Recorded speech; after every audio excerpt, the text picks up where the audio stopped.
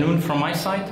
So in the next couple of minutes I want to show you a bit of what I think many of you heard already around cloud, around digital transformation, around Industry 4.0, whatever. So there are a lot of topics going on, and one thing is, for example, a lot of people are talking about cloud at the moment.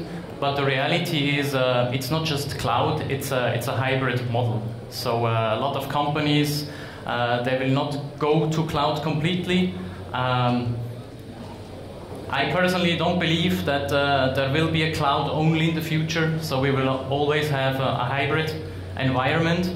And why this is important, or why this is important for digital transformation. So digital transformation means you put more and more data outside of your company. And if you imagine that today, without digital transformation, in average, a user has access to 27 applications, and we don't talk about cloud applications, we just talk what in a normal environment the user has currently. So a user has access to 27 different applications, and he has 6 different passwords. So 6 different passwords, this means also 6 different ways someone can go into a company. Because password hacks, it's not that the environment was compromised by a firewall or whatever. If you look back in all the big threats happened in the past, it was through passwords. So someone found a password which was very weak, he entered into the company and he hacked the company. So all the credit cards which were stolen and all the things was happened through a weak password. And most of the issues are by side users, service accounts. So this is a big problem and a big issue. And the other problem is it takes approximately 1.5 days if a new user joins the company to get access to this user, that the user can start and working. The same is for deprovision. If a user is leaving the company, I had this in my former company. After I left, I had 6 months access to my 2-factor system. It's a bad thing if you have 6 months access to your former employer. And another thing is, or another, I would say, important number is 72 of all CISOs, they want to do digital transformation, or they want to go in the next couple of years with this, but only 18% are saying security is not involved. So if you take this picture above and you look at this number, that's not an ideal word. So digital transformation, as I said at the beginning, you go more and more with data outside of the company. So security must be involved. Otherwise, I don't think so that all the companies will end up in a newspaper on the first page that they get breached. So 73 organizations are saying 80% of their applications by 2020, so in 2 years, will be in the cloud. So this number is a very huge number, and we see this especially in Central Europe, that we have more and more customers doing this. I personally work with a customer, they have 600 cloud applications. It's a big one, but still they have 600 cloud applications already in use.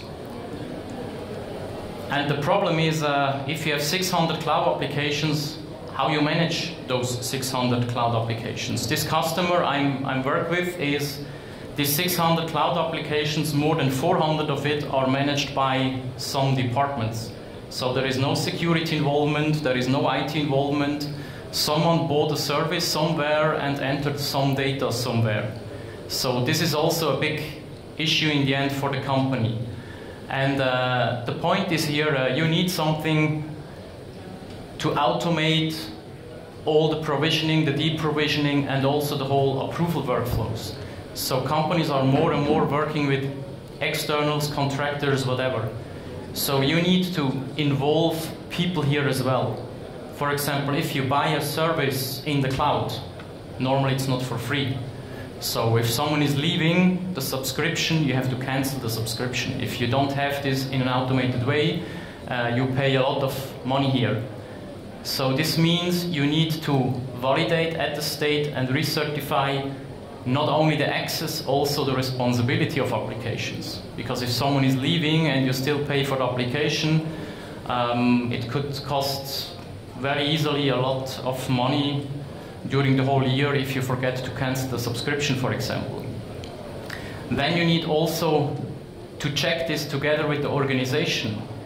For example, SOD checks, that someone in one department is not allowed to order or to request a service which affects the other departments. So you need segregation of duty checks as well, because maybe purchasing is not able to access some data from HR system or whatever, and if you don't control this information, you will end up also in problem with all the security things like GDPR or your local law, so there will be a lot of issues in the end. And you need also to identify your risky users. And this is the point where machine learning comes in. But as I said before you do machine learning, you need also to have clean and proper data. Because without clean and proper data, machine learning is not really useful in the end. So the point here is be proactive and not reactive.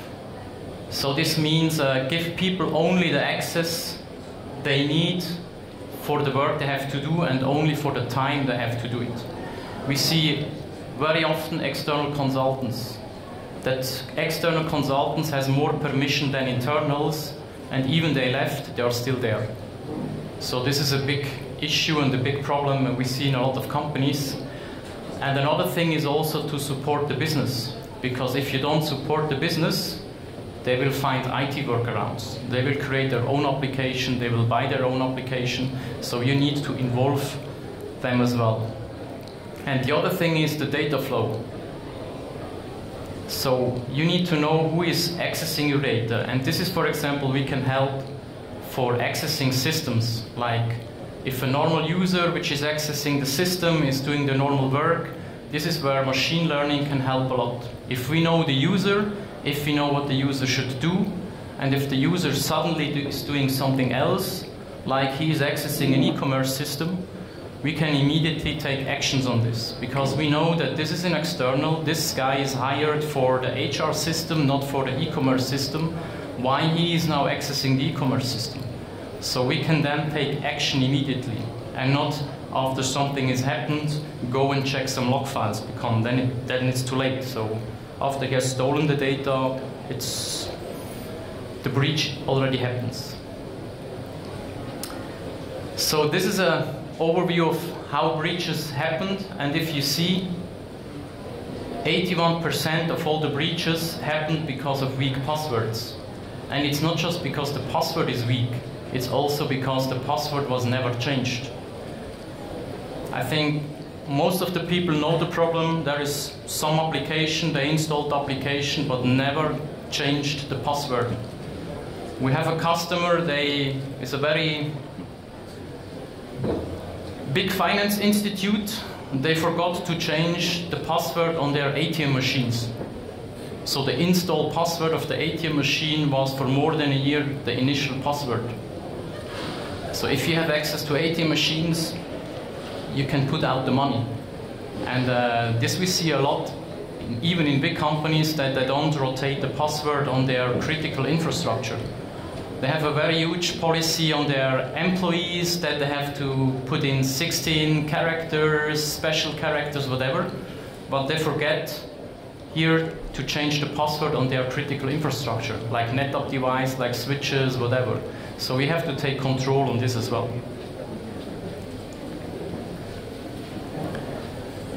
So 88% of all the organizations are saying it's very difficult to manage those accounts, which is true. Because again, if you don't know the privileged accounts, it's very hard to manage them. The problem is, no one wants to be responsible for this, because responsibility means you have to do something. That's why if you ask people, it's very hard to find someone. There are application scripts embedded, a lot of external access like vendors, developers, almost vendors or developers are saying, I need this account, I need the account with this high permission, so all the normal things. And You have also the internal threats like the admins which are unhappy, so there are a lot of issues caused by this.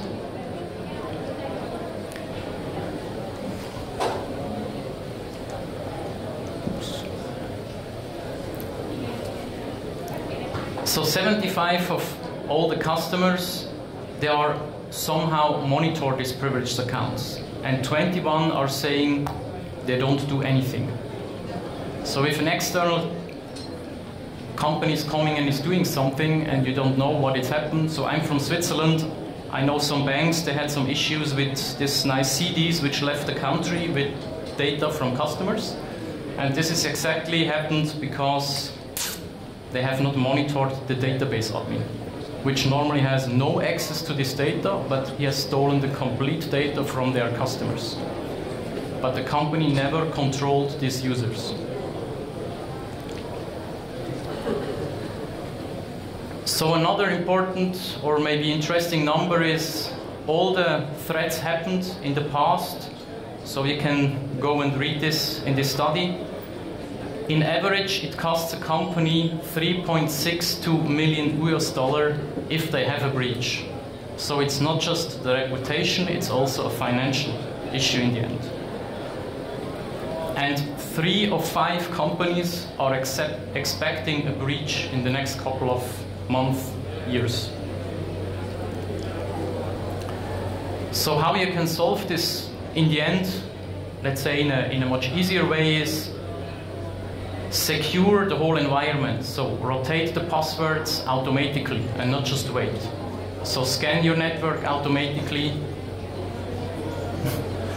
Scan your network and take all the systems automatically under control, that the password gets rotated. Record and monitor all the activities. So if external people are coming, or even internal people are working on critical infrastructure, record and monitor those people. Give people only the access they need, because it's always the same. Database administrators are always saying, if I go to the Unix system, I need root access. This is not true, honestly. So you can give people the access they need only for the time they need, and in the end, analyze the data immediately and not just after something is happening. So another important thing we see very often is, as I said, that the business is not involved. The problem here is this one. Business needs very quick access to some applications, and this is what we see, that onboarding of applications takes too long for them. So that's why companies are going, or the departments are going and buy their own applications and start manage their applications. So this is a very important thing, that onboarding of new application can go very quickly. And self-service, so the application owner wants to manage this application. They don't want to go to the IT and ask them, please, could you do this and this? Another thing is also connect with partners, customers and suppliers. So you need to know the partners, the customers and suppliers if you want to manage all these things together. And also connect data to other applications like Salesforce, SAP, whatever. So the interaction of all these systems needs to go very quickly. And this is something we can also help to very quickly onboard and offboard applications. So this means within minutes. We have also another customer which is saying that, my last one. They're saying you need 3 days only to onboard an application. So this means in the end, if you have 100 applications, it takes 300 days. And also to reduce the cost, give self-service to the employee and document all these things. If you want to see more, because my time is off, then you can come to our booth outside and we can show you more about this whole solution. Thank you.